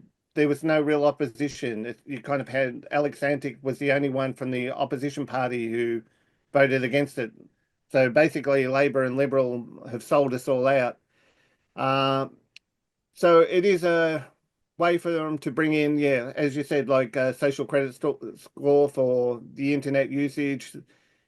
They haven't worked out the details, haven't released the details of how it's going to work, but it's pretty much going to be a Trojan horse to a digital ID. It's going to render basically the internet useless. Well, at least social media. This is the thing. Are we only going to need it for social media, or are they going to force us into having it to access the net? Totally. That we're not kind of sure on yet. But in some ways, I wonder if it's a kind of like a little bit of a judgment from the Lord too, because when you look at even how Christians have handled social media kind of like over the time, it's kind of like Christians haven't always behaved the best on social media. Instead of using it as a tool to help encourage one another, to evangelize, to share, to help build one another up, it's kind of like I've seen a lot of social media platforms where it's all that's been done, and I'm talking Christian platforms here, where they've just been used as a place to tear one another down instead of building one another up, or they've become people have become self-seeking, using it to boost their own ministries and all the rest of it with no regards to sort of anyone else. So there has been a lot of misuse and abuse with social media. So, I know this is about, you know, the world, but really it's a reflection on the church, and the church hasn't used it wisely. So I think we're going to have to look at different means of communication, and we kind of knew this day was coming. But the lies concerning this bill, it wasn't about protecting children. That's what, it was all supposedly about protecting children, protecting children. But the kids are going to be able to still access Pornhub. They're still going to be able to access online gambling. Um, Gambling. and on it goes. It's kind of like, it's not about protecting children. It's kind of like, it's basically handing your children over so that they can be governed by the state, so that they get indoctrinated, that they're not taught critical thinking. This is the party line. You've got to believe it. There'll be no conflicting views or dissenting views or differing views whatsoever. He's also wanting to lower the voting age to 16. So basically, good Oh grief. boy. a way to Oh, get man. votes. It's kind of like brainwash them until they're up to the age of 16, and then have them vote for us, kind of thing. But Yeah. Elbow approval rating is in the toilet. But the thing is, we haven't got a strong opposition. The opposition sold us out too. It's only going to be the small independent ones now who are going to be able to help, or the international pressure from people like Elon Musk, and with Trump getting back in power, because it's going to have international ramifications. Now, Elbow met with Keir Starmer only a matter of weeks ago. They met at the G20, and they had a little bit of a powwow, and it's kind of like, who else is thinking about this? Is the other thing. He pushed through a record 30 bills the other day without debate or anything like that. Some of the other bills concerning, you talked about the anti-blasphemy, the blasphemy laws. Basically, Elbow's got a bill like that too. It's not called that. Oh man. I forget the name of it, but it's pretty much a religious discrimination thing. So you're not allowed to criticize other religions. It's going to be very one-sided. We know where this is going. But the other bills he pushed through, UK is also talking about doing this, the social media ban for under 16s. So they had they're both WEF members. We know where this is going. But a lot to keep in prayer there. Yeah, Absolutely. Davey, I have a question for you. How are they going to enforce this? Yes, I was going to ask that question. They actually haven't told us, but I think it's going to be through facial recognition, digital ID, biometrics. So you're going to be tracked and monitored, and the fines are just outrageous. The fines I've seen are outrageous. It's kind of like kids are going to find a way around it. You wait and see. All it's going to do is open up. Well, I don't want to say too much because I might end up there myself. As a follow-up question, let me ask this really quick. Wouldn't the most effective way to get this bill, repealed is if everyone that had a conscience in Australia just unplugged and see what happens with the internet service providers in Australia if they lose a quarter of their customers? You think that they're going to? I totally agree with you, Jay, and I'm there. I will be unplugging. I'll be finding different means, different ways. Correct. Because it's kind of like, why Starlink. They're going to render the internet as useless as mainstream media. I disconnected from mainstream media back in 1997. Best thing I ever did. I'll be doing exactly the same thing when it comes to social media, and that it's kind of like, I mean, seriously, who can stomach what they're turning out on mainstream media now, just to have your head pumped full of that online and to pay for it, to pay services for it? No, thank you. Yeah, 100% right. 100% right.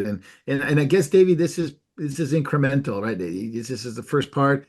Then there'll be other things coming along the way until they get the disinformation bill through.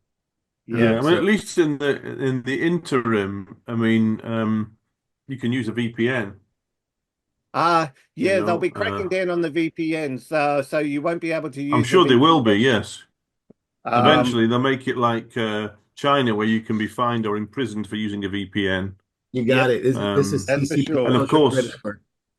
and if they're also able to monitor every transaction that you ever make financially, of course, they can find out who is using VPNs. You got Yep, it. Yeah, that's the other thing. Of exactly. course, this is what they're after. They're after clamping down on everything. So, Yep, it's straight out of you the know, CCP playbook, yeah. and no wonder Xi Jinping recently said that he wished every other world leader was like Anthony Albanese. It's kind of like really, Oh man. yep. No thanks for that endorsement. No thanks for that endorsement. One final topic, Andy, I'm going to go to you. Hal Lindsay passed away, went to be with the Lord this week. He was an influential speaker, author, teacher, Bible teacher, prophecy teacher in America, wrote about 36 books, just about. Late Great Planet Earth, books like The Devil's Alive and Well on Planet Earth, Apocalypse Code, very influential within the pre-tribulational dispensational movement. This is some of the quotes people are raving about his influence. This is from Joel Richardson. He scared a lot of the hell out of a lot of people, arguably in a good way. Andy Wood says that his literacy legacy, massive impact on me, he says. So much of my ministry today is patterned after things I learned from Hal Lindsay. Interesting take from both sides. Andy, your take on Hal Lindsay, and I'm sure I've Well, read books, you've read some of his books, perhaps, and we certainly have been influenced, not perhaps not personally, but we've seen the influence on the body of Christ from Hal Lindsay as a prophecy expert. well, if Andy Woods is patterning himself after Hal Lindsay, that's not really a great endorsement, is it, for Hal? I mean, after No, what the not at all. garbage that Woods puts out. However, I think there's a lot of stuff that came through Hal Lindsay which was erroneous. You could arguably say that some of his books, like, the 1980s Countdown to Armageddon, were bordering on false prophecy or date setting. That's all the negative stuff there. But there is on one positive thing, I think, was that it did raise the awareness of the fact that you know, that Christ's return could happen in our generation. Of course, though, with Lindsay, he believed it could have happened at any moment or something, because of course he was a pre-tribulationist.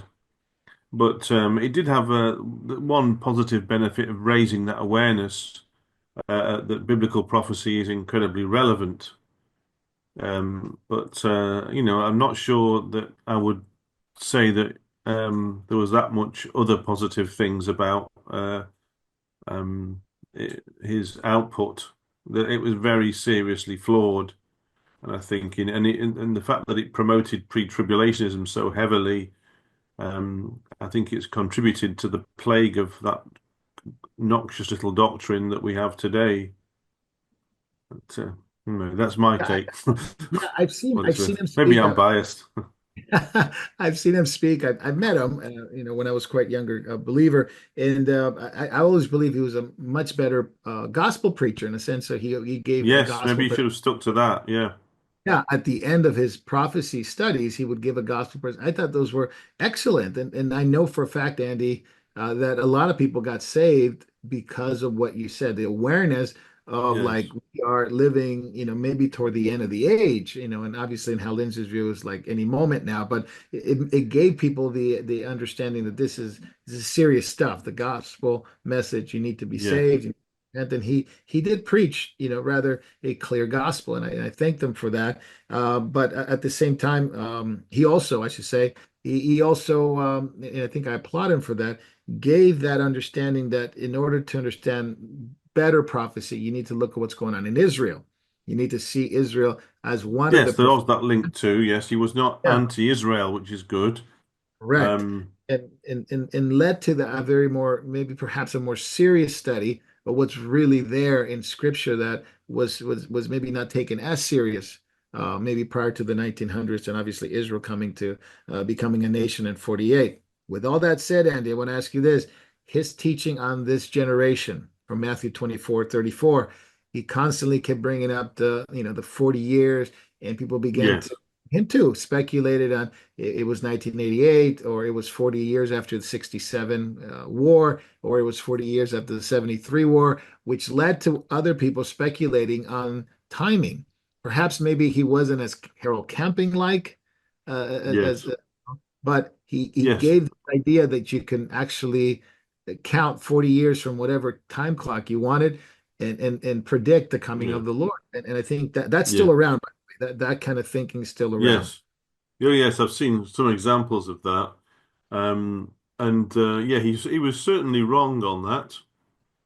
I mean, I think if I remember rightly, it says Jesus said, "This generation shall not pass away until all these things be fulfilled." Am I thinking Yes, of there?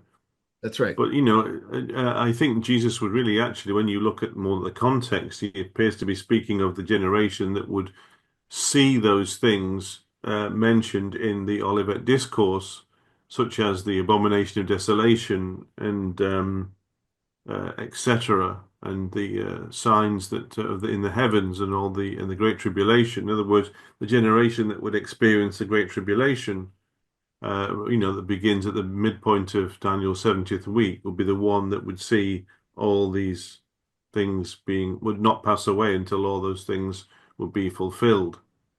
So I don't think it was. I think Lindsay misinterpreted it. Seriously misinterpreted it, and it led to a lot of problems. And within his material, I think that's just one of the things. I mean, when you think about it, actually, historically, which camp in the prophetic, futurist, premillennial camp is the one most associated with date setting? Yeah, yeah, absolutely. The Nearly pre-tribulation. always pre-tribs. Right? But, Yeah, I think it's linked a lot with the potty imminence doctrine and unbiblical things like that.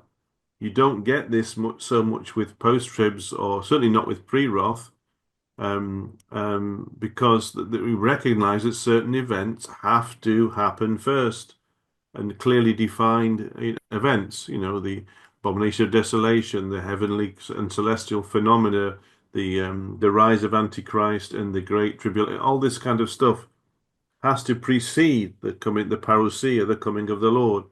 And of course, pre-trib says, "Oh no, don't need any signs. Everything that nothing has to necessarily be fulfilled before the Lord return, before the rapture happens," as they put it. And that just leaves you wide open to all kinds of crazy speculational stuff. And yeah, yeah, absolutely. No, you're absolutely right. And also, there was some criticism, obviously, I think, for his personal life. He's been married four oh yeah, times. He's divorced four times. So it's something that a lot of people believe that it was, he went too far on his personal level, and there were things about his personal life that I think came into question.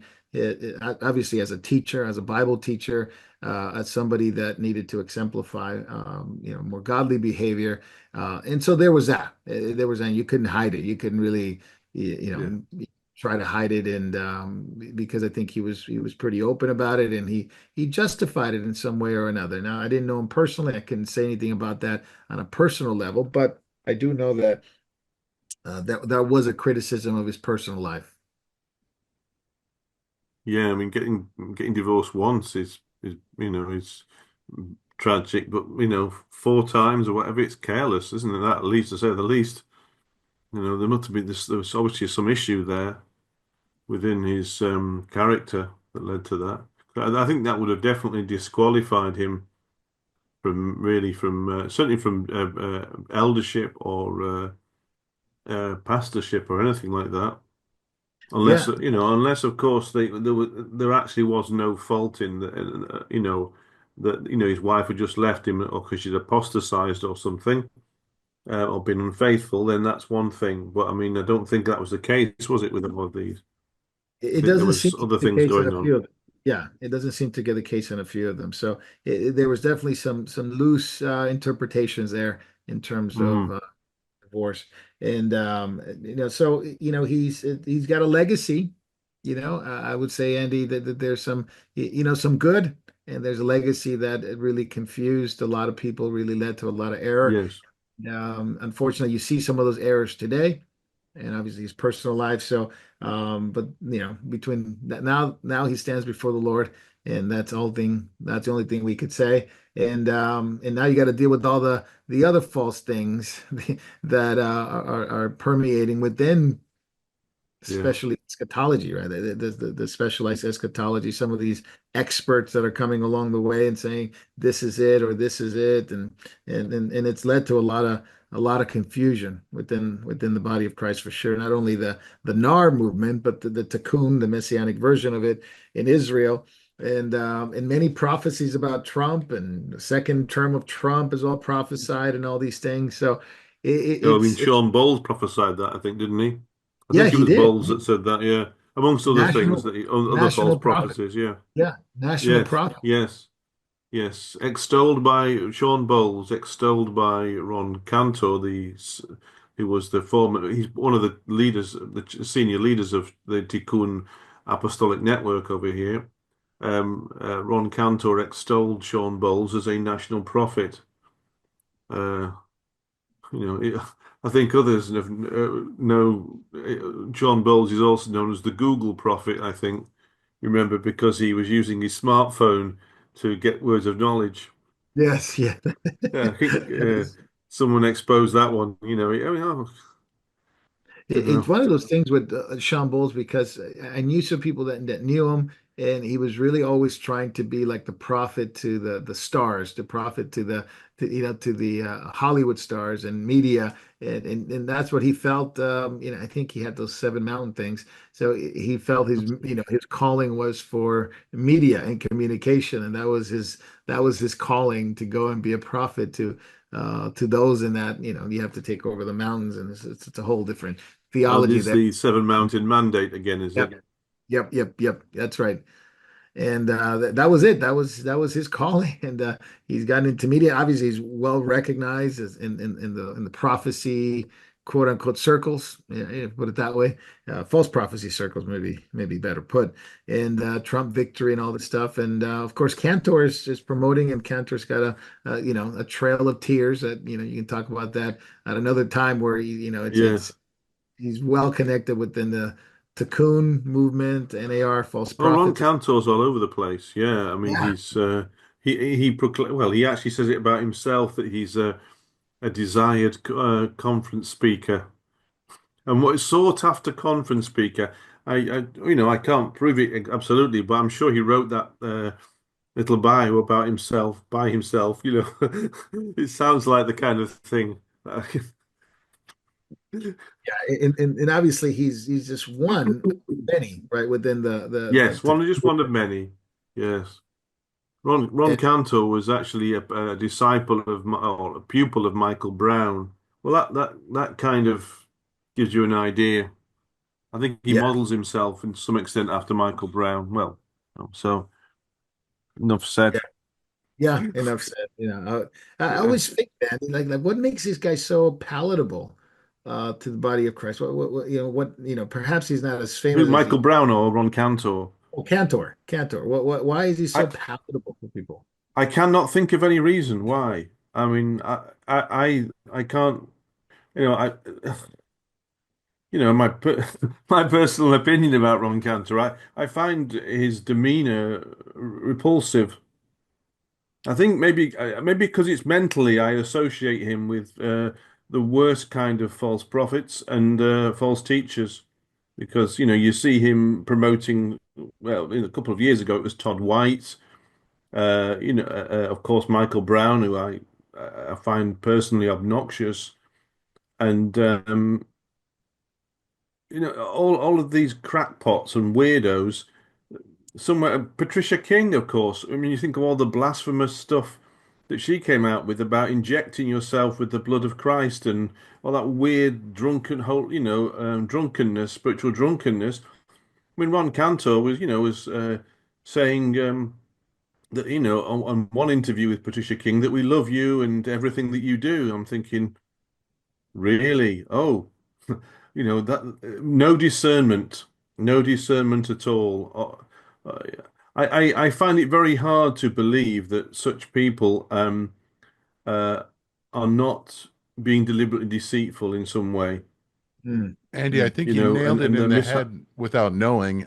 Really, it boils down to, I have come in my Father's name, and you receive me Yes, not. If another shall come in his own name, him ye shall receive. Ron Cantor yeah, is coming in his own name. He's yes. a sought after teacher and speaker. Perfect I mean, picture of I this. don't think you'd find him getting many invitations from like Reformed churches or something like that. It's nearly always the charismatic or NAR churches, as far as I know, anyway. Yeah. If people know, one piece of advice I would always give to people is always check out before you either contribute money, offerings, invite us, but check out everything about a congregation or a preacher and very thoroughly and see who they associate with before you, think of getting involved with a ministry or anything like that. Oh, and boy, Kenny's Really got a just check them litany. out. Yeah, he's got a litany of guys you don't want to be associated with. But Mm. that's Cantor. I think Andy, I would want to recommend some of the videos you've made about Cantor. I think they're on your YouTube. I'm I've not only sure. done one. Yeah, I think one or two at the moment, but I've got some more on the. I've got some more on the. I've got another one on the boil as well. Okay, Um, good, good. Can't wait to see it. about Tikkun and their connections with and some of the problems with the false prophets that they are associated with. And have advocated for. So I'll hope to have that up in not too long from now. Yeah. Just Yeah, absolutely. I recommend you guys to go check out Andy's YouTube. I think they're on your YouTube channel. But Yes, the but all the new ones appear on yeah, X. I don't bother. on So I'm X. not going to bother so much with YouTube now, Yeah. So because I gotcha. yeah, I just gotcha. understand why, Jay, don't I you? did. And I did.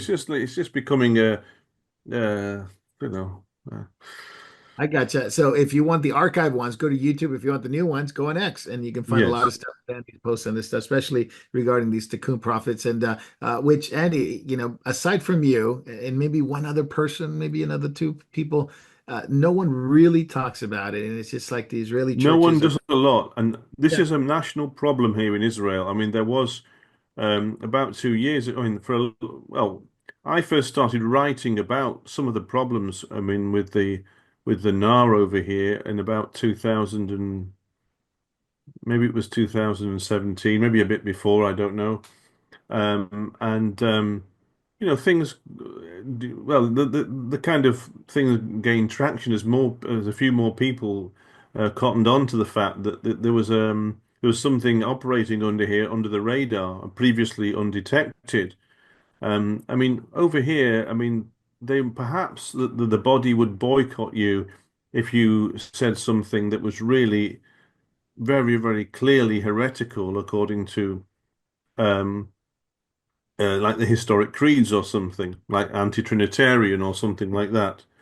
But they tend to give a lot more latitude with things that, to be honest, are just as heretical, but they're not necessarily against the historic creeds necessarily. Um, uh, and This has been a real problem that because the body is here is so small, people don't like, or certain people don't like you to rock the boat, and they Yeah. don't want to cause upset, and they insist on, even if people have prophesied falsely, invited in the worst false teachers, they still won't get ejected as according to Romans 16:17 and treated as being basically outside the faith. So that, Yeah. in other words, Tikkun and their associates over here, because there's a lot of NAR over here, Tikkun aren't the only ones, are still allowed to participate in communal events and things like that.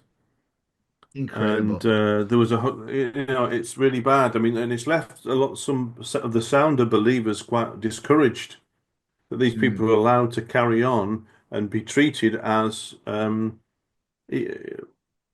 valid members of the body when they're obviously false apostles. They've made false prophecies.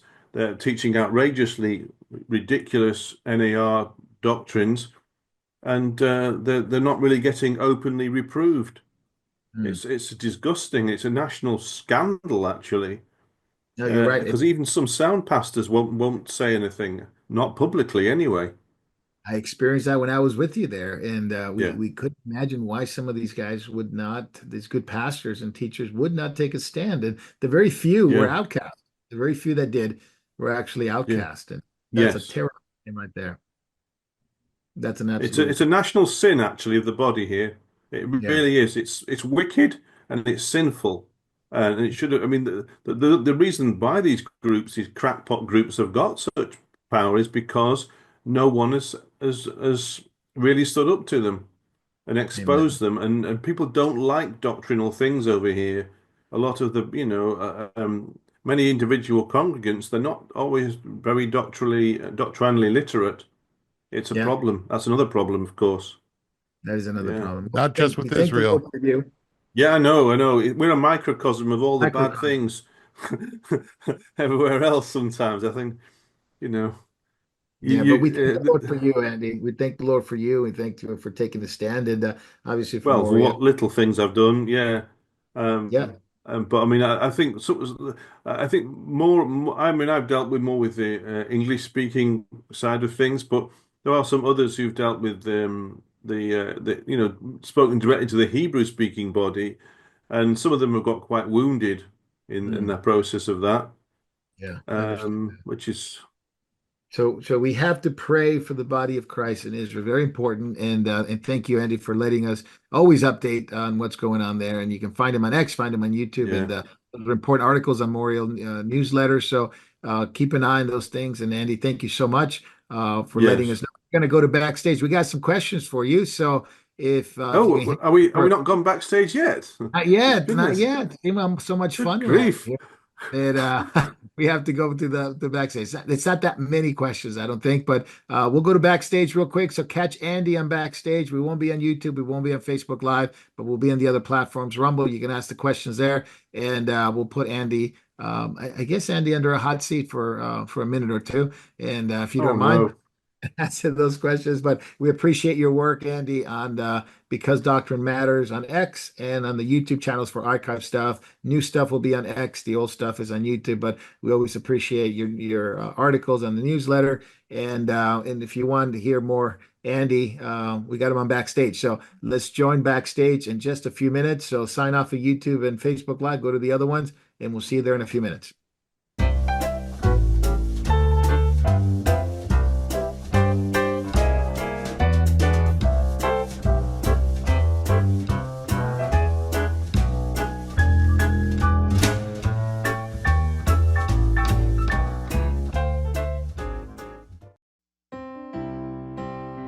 Hello, and thank you for watching Moriel TV.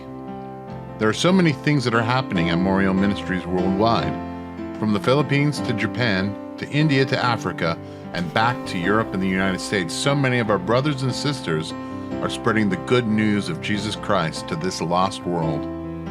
We are so thankful for your prayers. God has been faithful and has blessed us in so many ways. If you'd like to partner with our efforts abroad and at home, please take a moment to click the link in the description and help us as the Lord leads you. Thank you very much, and God bless.